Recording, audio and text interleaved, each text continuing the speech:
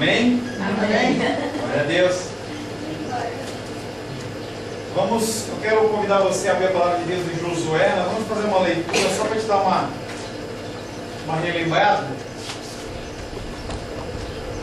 Nós vamos ler Josué do capítulo 3. Eu vou fazer a leitura do verso 1 até o 12, que foi o que nós tratamos na semana passada. Josué capítulo 3, verso 1 a 12.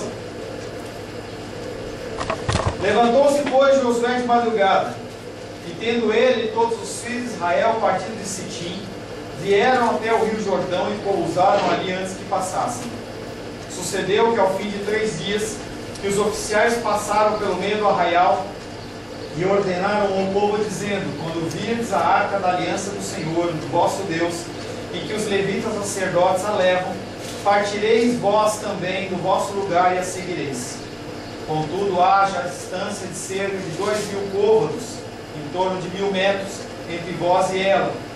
E não vos chegueis a ela, para que conheçais o caminho pelo qual haveis de ir, visto que por tal caminho nunca passastes antes. Disse Josué ao povo: santificai-vos, porque amanhã o Senhor fará maravilhas no meio de vós. E também falou aos sacerdotes, dizendo: levantai a arca da aliança e passai adiante do povo. Levantaram, pois, a arca da aliança e foram andando adiante do povo. Então disse o Senhor a Josué: hoje começarei a engrandecer-te perante os olhos de todo Israel, para que saibam que, como fui com Moisés, assim serei contigo. Tu, pois, ordenarás aos sacerdotes que levam a arca da aliança, dizendo: ao chegares à borda das águas do Jordão, parareis aí. Então disse Josué aos filhos de Israel: chegai-vos para cá e ouvi as palavras do Senhor vosso Deus. Disse mais Josué: nisto conhecereis que o Deus vivo está no meio de vós, e que de todo lançará de diante de vós os cananeus, os heteus, os heveus, os ferezeus, os girgazeus, os amorreus e os jebuseus. Eis que a arca da aliança do Senhor de toda a terra passa o Jordão diante de vós. Tomai, pois, agora 12 homens das tribos de Israel, um de cada tribo, porque há de acontecer que, assim que as plantas dos pés dos sacerdotes que levam a arca do Senhor, o Senhor de toda a terra, pousem nas águas do Jordão, serão elas cortadas, a saber, as que vêm de cima, se amontoarem. Amém? Esse é um texto que nós já trabalhamos ele até o versículo 12, e só para dar um flashback, um remember, o Josué ele tinha mandado o espia para fazer a vistoria da terra. Os espias ficaram na casa de Rabi, fugiram por uma corda, tinha um acordo de Rabi colocar a fitinha vermelha lá, escarlate, como um símbolo de que havia um pacto entre eles e que aquela casa tinha que ser preservada. Aqueles homens, depois de 3 dias, eles voltam a Josué, contam a Josué toda a situação. Nós vimos isso no capítulo 1, capítulo 2. E Josué ele dá o comando para o povo: olha, vocês estão em Sitim, nós vamos nos levantar e nós vamos parar na margem do Rio Jordão. Aquele Rio Jordão que estava cheio, era a época de cheia, e o rio estava correnteza forte, e a gente chegou na concordância na semana passada que Deus ele fez isso para que o povo ficasse naquele suspense e pudesse dar valor àquilo que iria acontecer. E Deus começa a falar para Josué algumas coisas. Josué é o fiel depositário nas palavras do Senhor, como assim era Moisés, e ele fala para aquelas pessoas o que está acontecendo. Ele ouve de Deus, fala para eles, ouve de Deus e fala para eles. E aí Deus fala para eles assim: olha, agora eu não vou mais ser um Deus só de palavras. Lá no Deuteronômio eu falei através de Moisés que você era um novo líder, e agora eu vou começar a mostrar para esse povo que você é realmente um líder. Mesmo os milagres e maravilhas, mesmo não, mas milagres e maravilhas como eu executei com Moisés, eu vou executar com você. A começar pela abertura do Mar Jordão, pela qual vocês vão passar. Rio Jordão. Ele só falou Mar Jordão. Mar Jordão, desculpa, Rio Jordão. Atravessar o Rio Jordão. Vocês vão começar a ver que depois que vocês passarem o Rio Jordão, vocês vão ser lançados fora da tua presença, todos aqueles que terminam em Eus. jebuseus, heveus, cananeus, todos os povos daquela terra, eles vão ser banidos. Então a gente entra no verso 13. Porque há de acontecer que assim que as plantas dos pés dos sacerdotes que levam a arca do Senhor, o Senhor de toda a terra, pousem nas águas do Rio Jordão, serão elas cortadas, as saveiras que vêm de cima se amontoarão. Essa narrativa ela começa a falhar. Eu estou tentando visualizar como é que é isso, as águas que descem. A gente vai falar, é um negócio muito Elas ficam maluco. em turbilhão na parte de cima É uma e a doideira, parte de porque a baixo. palavra de Deus não explica. Nós vamos chegar nesse negócio. Será que foi subindo a água assim, que nem se tivesse alguém segurando? Será que parou? Será que parou de fluir? Será que a água foi um dique ali e transbordou toda aquela região? A palavra de Deus não diz, a gente vai ficar com essa imaginação. Tá? A narrativa ela avança agora para o clímax. É como se fosse uma história que está chegando o fim, pelo menos, daquele episódio. Começa a ser anunciado o que aparentemente vai acontecer.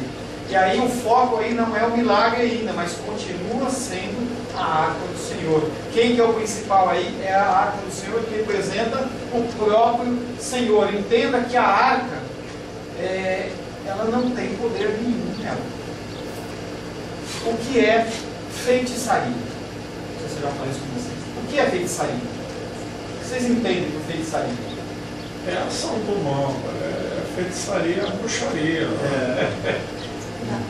É uma força negativa que faz com aparência de milagre. Eu vou mostrar para alguma vocês coisa. que feitiçaria pode ser uma aparência positiva também. Ah, é? Oxi. Fale, Carol, alguma coisa? Feitiçaria? Você dá Pode poder ser. para alguma Você coisa. já ouviu falar, né?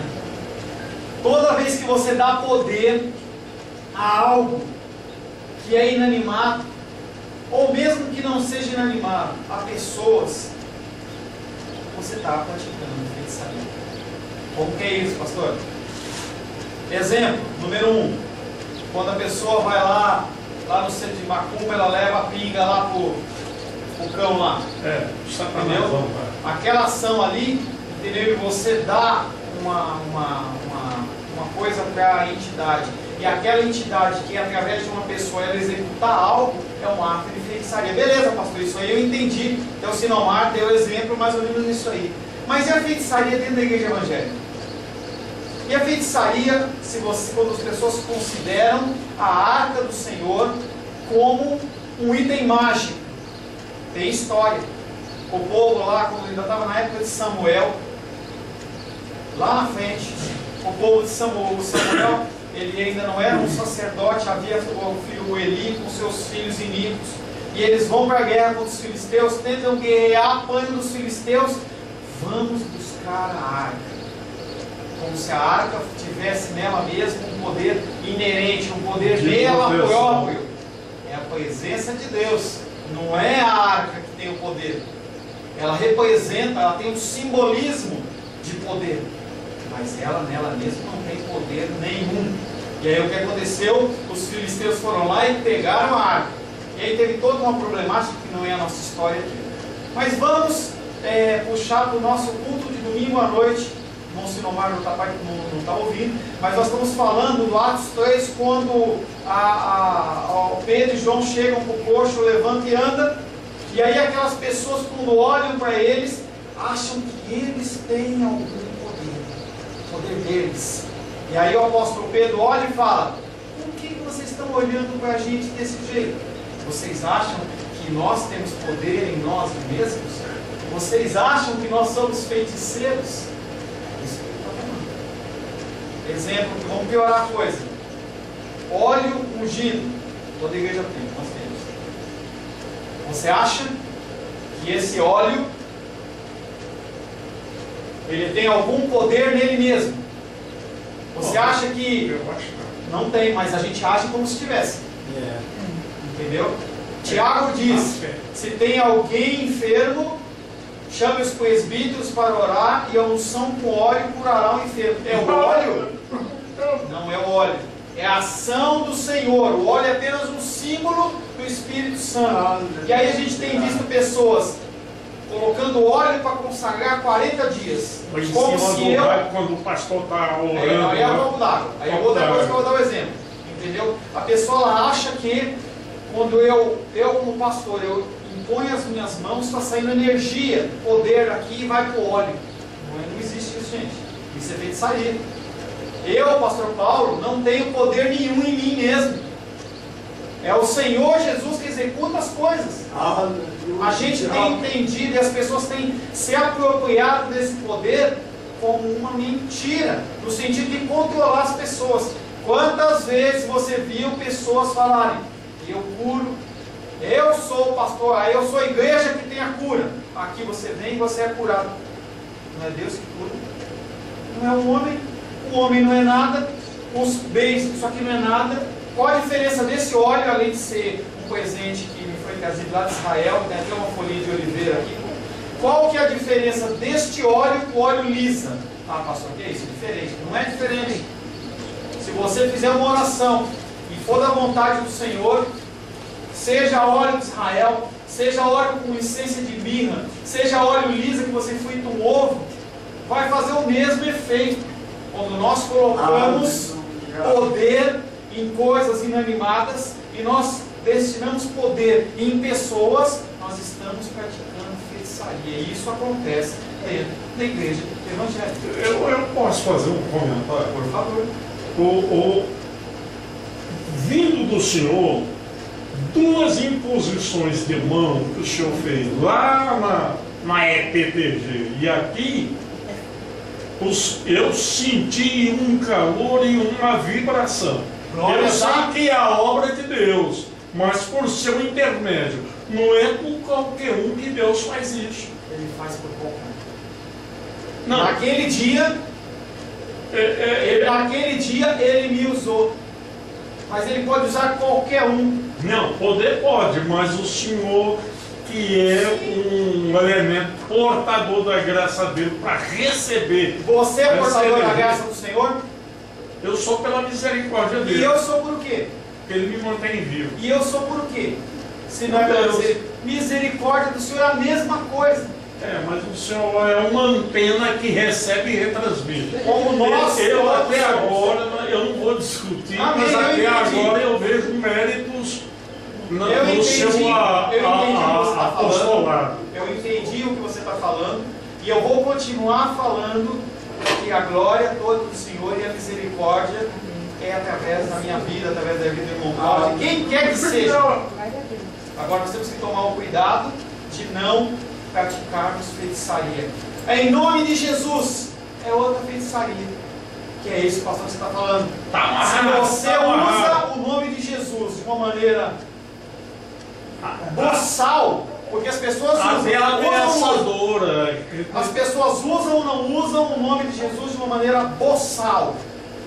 A pessoa não se consagra, a pessoa não ora, não tem nenhum tipo de comportamento em nome de Jesus. Lembra dos filhos de Seva? Eu já falei isso no culto à noite. Filhos de Seva, vamos lá, demoniado lá, o bicho.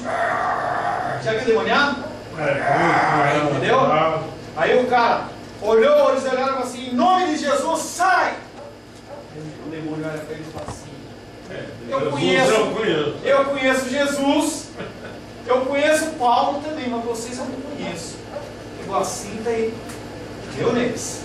Você quando usa o nome de Jesus de uma maneira devassa, de uma maneira irresponsável, você também está fazendo uma prática de feitiçaria. Então o certo não é ordenar em nome de Jesus, e sim implorar a Jesus para fazer a libertação daquela vítima. Não é isso? Esse seria o correto. Sim. Implorar a Jesus. Aí que tá. Não eu querer fazer uma coisa usando o problema, irmão Sinomar, é você achar que você tem autoridade. Quando eu, Paulo, é achar que Deus ele me usa em ocasiões como essa que o Senhor falou, porque eu me consagrei, porque eu orei, porque eu busquei, porque eu sou mais santo, aí eu caio do cavalo. Entendeu? Esse é o problema. Entendeu? Esse é o problema. Voltando para o nosso Josué, ele fala da arca. Esse texto que nós lemos diz: porque quando a planta dos pés dos sacerdotes que levam a arca do Senhor, Senhor. A importância não está nos levitas, a importância não está nos sacerdotes, a importância não está nem na arca, mas a importância está naquilo que a arca representa, que é a presença do Senhor. Quando a presença do Senhor se adentrar naquele rio, a coisa vai acontecer. A importância está na arca, a importância não está na parede, a importância não está nas cadeiras, a importância não está nisso aqui, não está nesse copo de água que eu bebo, não tem nem importância nenhuma nisso. Aqui é apenas um lugar que gentilmente Zé Dias e Gilda disponibilizaram para nós congregarmos. Ponto. Não tem nenhuma aura santa aqui, não tem nada que acontece aqui como não aconteceria na casa do Senhor, não aconteceria na sala, não aconteceria no meio. Não tem, gente.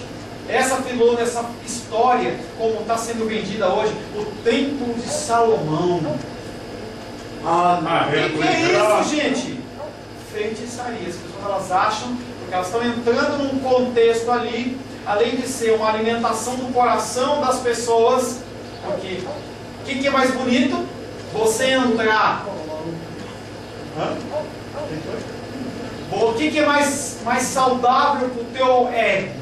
Você entrar nesse lugar humilde, ou você entrar no Templo de Salomão, em que as pessoas elas estão vestidas a caráter, o teto, o chão não conheço, mas o teto, o chão eu duvido que o chão, eu duvido que o chão lá seja um chão de cimento queimado.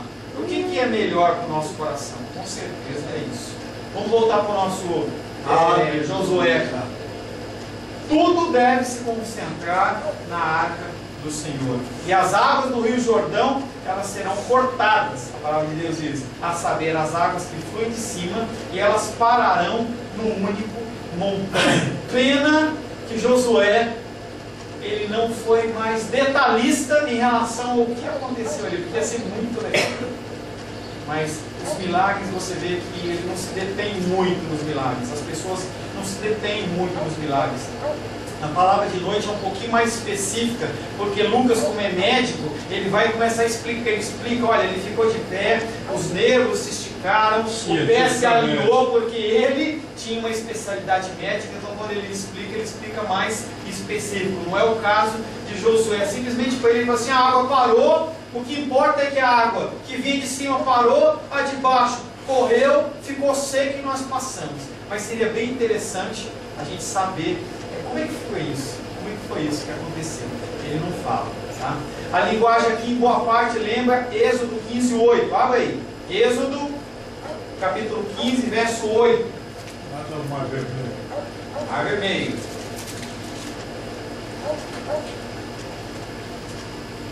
Quinze 8.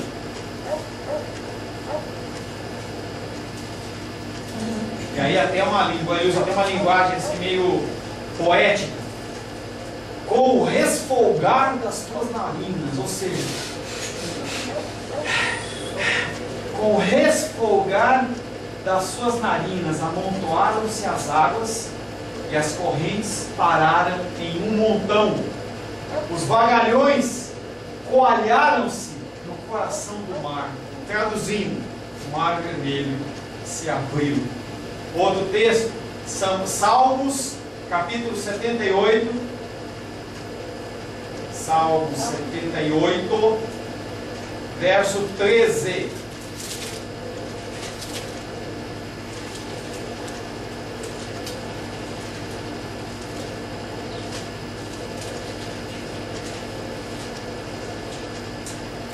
Dividiu o mar e fê-lo seguir, aprumou as águas como num dique. Aqui no caso do Mar Vermelho ficou mais claro. É como se tivesse colocado um pedaço de pau bem grandão do lado esquerdo, do lado direito, a água não podia passar, é que nem fosse no Lago Paranoá. Tinha dois suportes, entendeu? Os espirituais ali, eu não sei se o peixinho colocava a cabecinha ali, deve ter acontecido alguma coisa, né? Imagina, a pessoa está passando, olhava assim, porque a água era limpinha.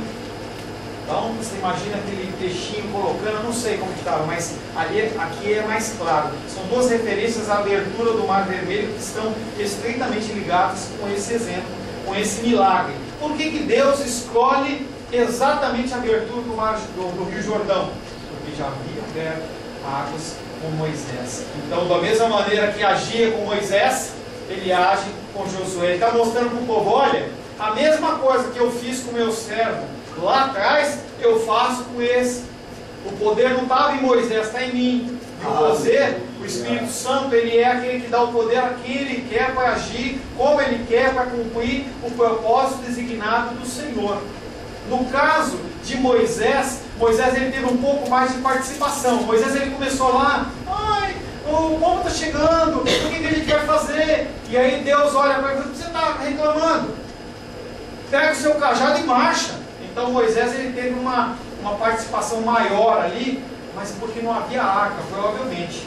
Então a presença do Senhor, ela se manifestava de uma outra maneira, se manifestou através da vida de Moisés. No caso de Josué, tinha a arca que ia fazer o papel de abrir a parte do Rio Jordão. Na minha concepção de lógica do Rio Jordão, de lógica, não é de fé, é de lógica. Ao represar a água na parte de cima, Deus permitiu que não se elevasse para as bordas, que criou-se uma espécie de porota, que o próprio rio corrente passou a subir para se espalhar até dar tempo para não acumular. Quanto tempo durou essa travessia? A gente não sabe. Mas para a vontade de Deus, uma pororoca pode ser pororoca, entendeu? Pode ter sido que subiu água e foi subindo até o céu. Pode ter parado de fluir água lá na nascente, sabe? Pode inclusive ter transbordado. E o povo está lá, entendeu? Daqui a pouco a água não está correndo. Começa a água ir para o lado e os caras colocando as geladeiras em cima da mesa, em cima das coisas, as televisão de LCD. Começou a colocar as coisas. De onde vem essa água? Não sei, a palavra de Deus não diz isso. Tá? Verso 14. Tendo partido o povo das suas tendas para passar o Jordão, levando os sacerdotes a arca da aliança diante do povo. E aí começa o procedimento. Os sacerdotes, eles começam a caminhar, e aquele povo vê a arca se movimentando, já tinha sido dado o comando para eles, e eles começam a se movimentar, e a arca começa a andar. Verso 15. E quando os que levavam a arca chegaram até o rio Jordão, e os seus pais que nunca chegam, né? Estou indo, estou chegando. Que nem aquela brincadeira. 3 minutos, vou contar até 3. 1,5, 1,5, 1,70. Está acontecendo aqui, está devagarzinho. Toda vez que vai, para. E quando os que levavam a arca, que eram os sacerdotes, até o Jordão, e os seus pés se molharam na borda das águas, não está dizendo que era no rio já, era no transbordar do rio, porque o Jordão transbordou tudo, estava uma transbordadeira. Você já viu o rio transbordando? Já viu? Lá em São Paulo tem bastante. Rio transborda. Até rio não.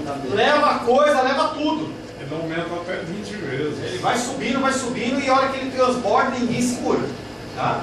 O leitor é levado à margem da água. Nesse momento nós estamos na beira do rio Jordão. A arca está ali, entendeu? Por volta a 1 quilômetro de distância, que eram 2.000 côvados, 1.000 metros. E o povo observando. O que vai acontecer? E o povo vai, os sacerdotes vão andando. Eu fico imaginando, Josué tinha fé, mas os sacerdotes? Sabe que o sacerdote estava com ele agora, né? Porque estava transbordando. E eu fico imaginando, será que aqui já é água?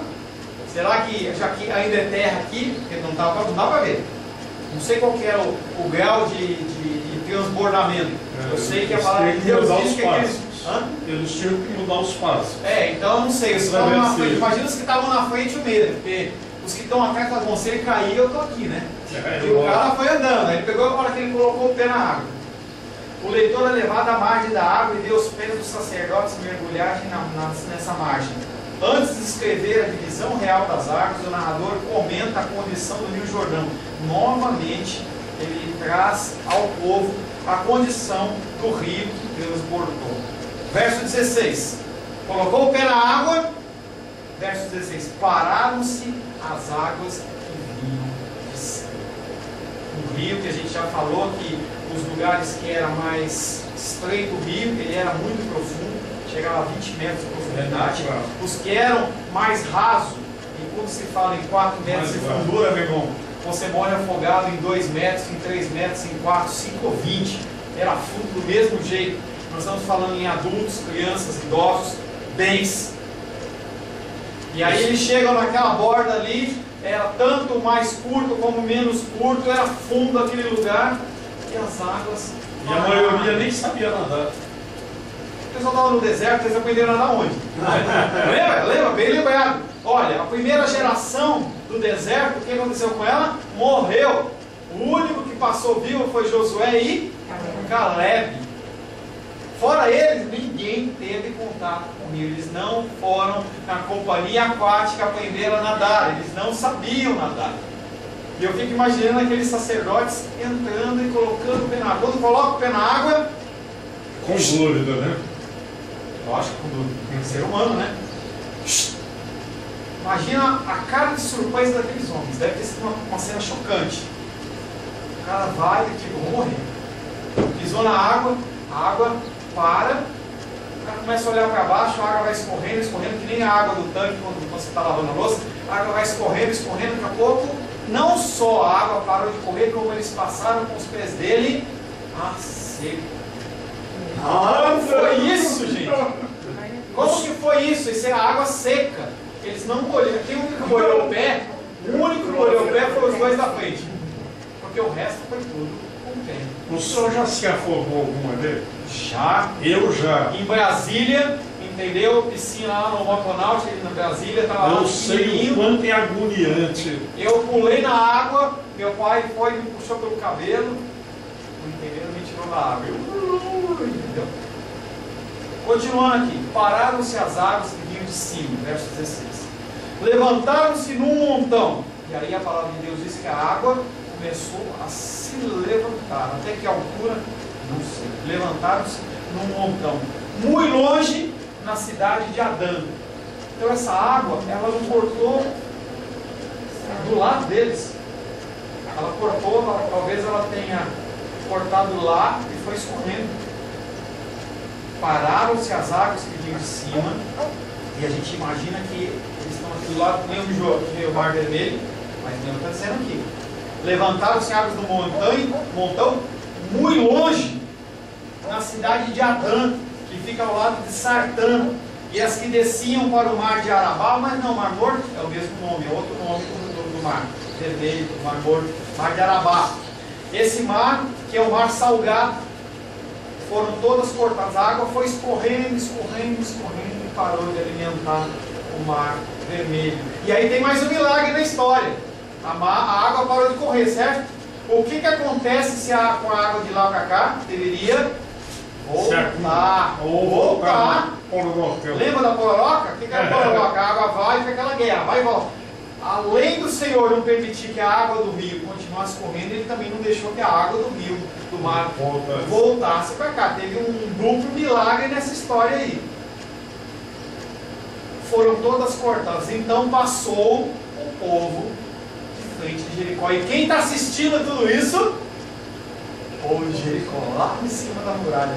Imagina aquela muralha, a palavra de Deus não está dizendo isso, vamos só dar um teatro. Imagina o cara lá em cima, o atalaia de Jericó, ele começa a ver esse tipo de coisa. Você acha que ele não chamou o povo para ver? Você acha que ele ficou ali? Gente, vem ver o que está acontecendo. Vai morrer tudo. Vem ver o que está acontecendo. Eles vão morrer.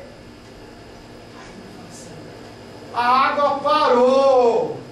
Eu acho que quem vai morrer é a gente. A gente que vai morrer. Aí ele se viu. Só para você ter uma localização geográfica, eu fui pesquisar. Adã, essa cidade de Adã, onde as águas pararam, elas têm uma localização 30 quilômetros acima de Jericó. Não foi do lado, foi lá acima. 30 quilômetros acima. Por isso que eu acho, e aí o meu achômetro, por isso que eu acho que a água, ela transbordou naquela cidade. Por isso que tinha que ser 30 quilômetros de distância para aquela água não chegar naquele povo. Minha dedução. Diz que a água foi cortada, a palavra diz que a água foi cortada lá naquela região de Adã. E aí os teólogos dizem que isso fala-se a 30 quilômetros de distância, essa água ficou lá. E se desde Adã for de fato a tradução correta, então o relato diz que as águas do Jordão ficaram empilhadas ao longo de toda a distância desde Adã até o ponto onde correu até descer. Essa água ela foi transbordando, o Senhor continuou deixando a água descer, e aquela água tomou conta de toda aquela região, só que não chegou ao ponto de na barreira energética. uma coisa linda e maravilhosa. Era mais ou menos para estar Acerca das águas que desciam para o mar de Marabá, também conhecido como Mar Morto, diz que foram completamente cortadas. Verso 17. Vamos acabar o capítulo 3 no dia de hoje.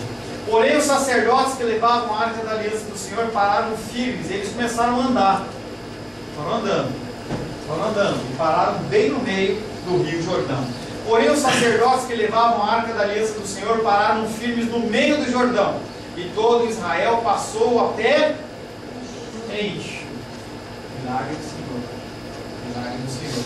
Atravessando o Jordão. Às vezes a gente fica secar um pneu, a casa quando lava, entendeu? É difícil, derrama alguma coisa, demora para secar. Você coloca lá, lava a louça, demora 1 hora, está com o clima bem seco, mas 1 hora, 2 horas para demorar para secar. Ali não, ó, automático aquilo ali. Além de pararem as águas, todo aquele lugar se seca. A narrativa chega agora a uma conclusão provisória. Eles estão começando uma travessia, eles vão adentrar naquela terra e vai começar todo um processo de guerra que a gente vai ver a partir da semana que vem. Até nas palavras finais da narrativa, dá-se a devida atenção à arca e não aos sacerdotes. A arca é o símbolo supremo da habitação de Deus. Nós temos que nos firmar no Senhor. Nós temos que olhar para o Senhor. Tudo foi feito por Cristo, para Cristo e através de Cristo. Todo mundo que age fora desse contexto está agindo de uma maneira errada. Para a gente completar, abra a palavra de Deus em 1 Coríntios 10:4. 1 Coríntios 10:4.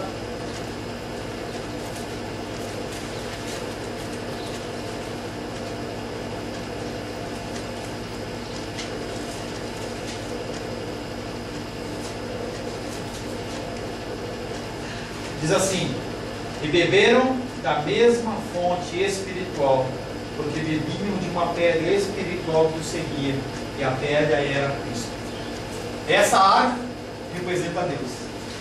Da mesma maneira que nós temos que seguir a Cristo, e Cristo hoje é a nossa arca. Não é uma arca espiritual, não é uma arca carregada por sacerdotes através de procissões, nem a minha figura é uma figura de santidade, mas nós temos que sempre olhar para o Senhor, que Ele é o nosso norte, Ele é aquele que faz parar as águas, Ele é aquele que seca o caminho que a gente vai passar, e é aquele que nos guia pelo caminho seguro. Amém, queridos? Amém. Feche seus olhos.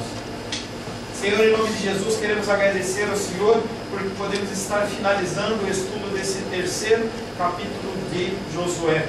Pedimos ao Senhor que o Senhor continue nos instruindo, continue nos preparando para que nós possamos nos aprofundar nessa narrativa tão importante, tão interessante que provém da Tua Palavra. Em nome de Jesus. Amém.